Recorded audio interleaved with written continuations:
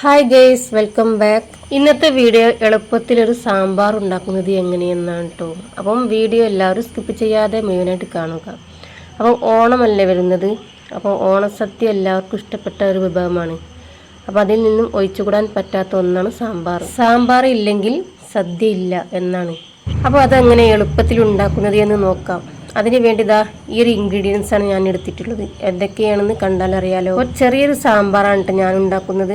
അതിനുവേണ്ടി 1/4 കപ്പ് പരിപ്പ് നല്ലോണം കഴുകി കുക്കറിലേക്ക് ഇട്ട് 2 ഗ്ലാസ് വെള്ളം ഒഴിച്ച് കുറച്ച് മഞ്ഞൾപ്പൊടിയും ഉപ്പും ചേർത്ത് സ്റ്റവിൽ വെച്ച് 2 വിസിൽ അടിക്കുന്നത് വരെ വേവിച്ചെടുക്കുക.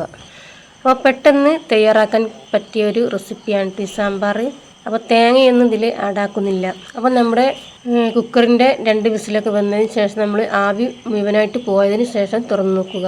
കണ്ടല്ലോ, നല്ല രീതിയിൽ തന്നെ വെന്ത് വന്നിട്ടുണ്ട്. ഇനി ഇതിലേക്ക് നമ്മൾ അരിഞ്ഞു വെച്ചിട്ടുള്ള പച്ചക്കറികളൊക്കെ ഇട്ട് കൊടുക്കുക. ക്യാരറ്റ്, പച്ചക്കായ, ഉരുളക്കിഴങ്ങ്, ബീൻസ്, മുരിങ്ങക്കായ, വെള്ളരിക്ക ഇതൊക്കെ നമ്മൾ ആദ്യം ഇട്ട് അതിലേക്ക് പുളിവെള്ളവും ചേർത്ത് ആവശ്യത്തിനുള്ള വെള്ളം ഒഴിച്ച് 2.5 ടീസ്പൂൺ സാമ്പാർ പൗഡർ ഇട്ട് നന്നായി യോജിപ്പിച്ചതിന് ശേഷം മൂടി വെക്കുക. എന്നിട്ട് ഒരു വിസിൽ വന്നതിന് ശേഷം തുറന്നതിന് ശേഷം നമുക്ക് അതിലേക്ക് വെണ്ടയ്ക്കയും തക്കാളിയും ആഡാക്കി കൊടുക്കുക. അപ്പോൾ വെണ്ടയ്ക്കയും തക്കാളിയും നമ്മൾ അതൊന്ന് വാട്ടിയെടുത്തതിന് ശേഷം ഇതിലേക്ക് ആഡാക്കി കൊടുക്കുക. അപ്പോൾ നമ്മൾ സാമ്പാർ പൗഡർ ഇതിലേക്ക് 2.5 ടീസ്പൂൺ ഇട്ട് കൊടുത്തതിന് ശേഷം നന്നായി യോജിപ്പിച്ചതിന് ശേഷം 2 ഗ്ലാസ് വെള്ളവും ഒഴിച്ച് അപ്പോൾ നമ്മൾ ചെറിയ ഉള്ളി ഇതിലേക്ക് ഇടാൻ മറന്നിട്ടുണ്ടായിരുന്നു, അതും ആഡാക്കി കൊടുത്തിട്ടുണ്ട് കേട്ടോ. ഇനി ഇത് ഒരു വിസിൽ വരുന്നത് വരെ ഒന്ന് വേവിച്ചെടുക്കുക. അപ്പോൾ നമ്മൾ ആ ഒരു വിസിൽ വരുന്നത് വരെ നമ്മൾ ഇതൊന്ന് വാട്ടിയെടുക്കാം. 2 ടീസ്പൂൺ വെളിച്ചെണ്ണ ഒഴിച്ച് അതിലേക്ക് വെണ്ടയ്ക്ക ഇട്ട് നന്നായി വാട്ടിയെടുക്കുക. അതിൻ്റെ ഇടയിൽ തക്കാളിയും ഇട്ട് ഇതുപോലെ ഒന്ന് വാട്ടിയെടുക്കുക.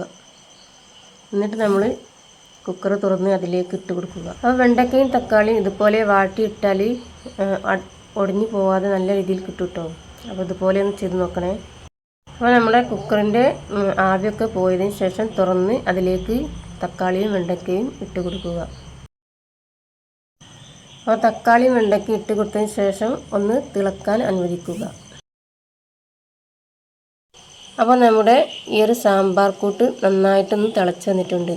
ഇനി ഫ്ലെയിം ഓഫാക്കിയതിന് ശേഷം നമുക്കൊന്ന് താളിക്കാം. അതിന് വേണ്ടി കടുക്, വെളിച്ചെണ്ണ ഒഴിച്ച് കടുകിട്ട് കറിവേപ്പ്, ചീരുള്ളി, വറ്റൽമുളക് എല്ലാം ഇട്ട് നന്നായി വാട്ടിയതിന് ശേഷം അപ്പോൾ ഇതുപോലെ വാട്ടിയതിന് ശേഷം ഇതിലേക്ക് 2 ടീസ്പൂൺ നമ്മുടെ സാമ്പാർ പൗഡർ ഇട്ട് കൊടുത്തതിന് ശേഷം ഒന്ന് ചൂടായത് അപ്പം തന്നെ ഫ്ലെയിം ഓഫാക്കിയിട്ട് ഇളക്കിയതിന് ശേഷം ഇതിലേക്ക് ഒഴിച്ച് കൊടുക്കുക. അപ്പോൾ തേങ്ങയൊന്നും ആഡാക്കാതെ നല്ല ക്രീമി ആയിട്ടുള്ള സാമ്പാർ റെഡി ആയിട്ടുണ്ട്. അപ്പോൾ എല്ലാവരും ഇതുപോലെയൊക്കെ ട്രൈ ചെയ്ത് നോക്കണേ. അപ്പം അടുത്ത വീഡിയോയുമായി വീണ്ടും കാണാം. Thank you for watching video.